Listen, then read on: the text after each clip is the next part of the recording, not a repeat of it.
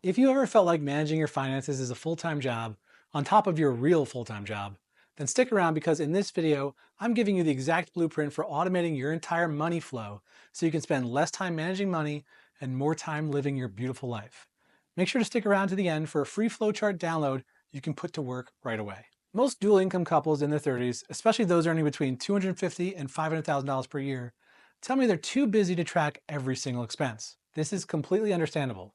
By the time you're done with your job, your family obligations, and maybe a little R&R, who wants to sit down and manually budget and worry about tracking every single dollar? This is why you need to get away from manual budgeting and set up automated money flows that do the work for you. Automation ensures you never miss a bill, you're always saving for your goals, and you're investing consistently without even thinking about it. Just like any system, first we need to build a foundation. The foundation of our money system is all our financial accounts. This system contains 11 accounts overall, each with a specific purpose and each with a money flow that is automated. Let's start with the first account. I call it the automation hub, but it is also your emergency fund. This account is where you'll direct deposit all of your income. This is the first flow of your money system. This should be a high yield savings account to make sure we're maximizing the return on the cash that we're parking here. No matter what your source of income is, you'll want to direct it to this account in some type of regular fashion. If your income isn't regular, maybe you're a business owner or you're commission-based, no worries. This system makes sure that every money issue in your life is regular to give you that comfort you need. Now, underneath your automation hub or emergency fund, you will have 4 other high yield savings accounts. Money will automatically flow to these accounts based on your specific money plan. First is your short-term savings account. You might have a few financial goals that are large enough that you won't be able to just cash flow them within the year. I like to think of things like saving for a car, saving for a down payment on a house, saving for college education, or possibly a home renovation or a larger than normal family vacation. If it's a goal and it's within 1 to 5 years away, you should be saving for it here. Now, I also like to put some of my 1 to 5 year savings goals into the stock market for additional growth. So I attach a taxable brokerage account to this short-term savings account and have money flowing weekly out of the short-term savings account and into the short-term taxable brokerage account. How much you decide to invest versus keeping cash is up to you and should be based on your investment plan and strategy. The next savings account under our emergency fund is our sinking fund account. For this account, think of creating separate large buckets for expenses that are unknown to the exact dollar, but we know they will happen.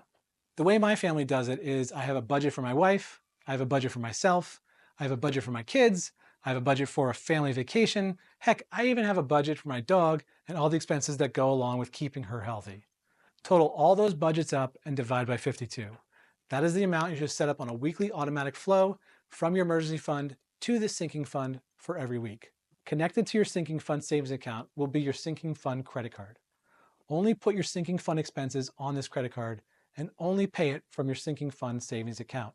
Now, if you have a vet visit for your dog and it costs $243 for ear drops, you pay for it with your sinking fund credit card, and next month, when that credit card bill is due, it is automatically paid by your sinking fund savings account, which is properly funded with your money flow.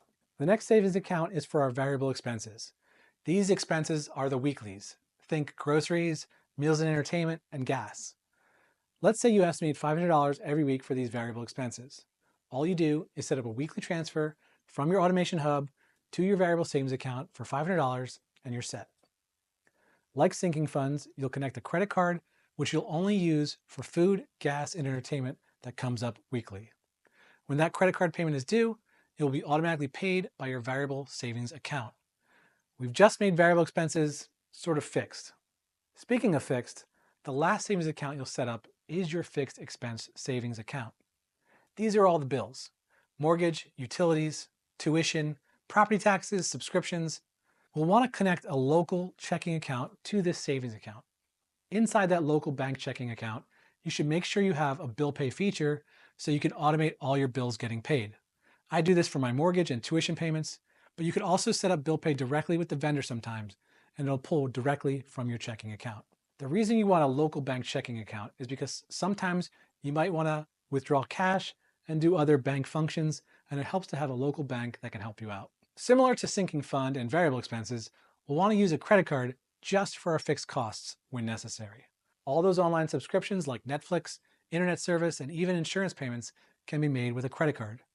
So you will just use a credit card just for recurring subscriptions, and it'll be automatically paid by your checking account each month. For this money flow, just add up all your bills for the year, divide by 52, and that's the amount you fund towards your fixed checking account each week. The final flow we need to set up is our long-term investment account.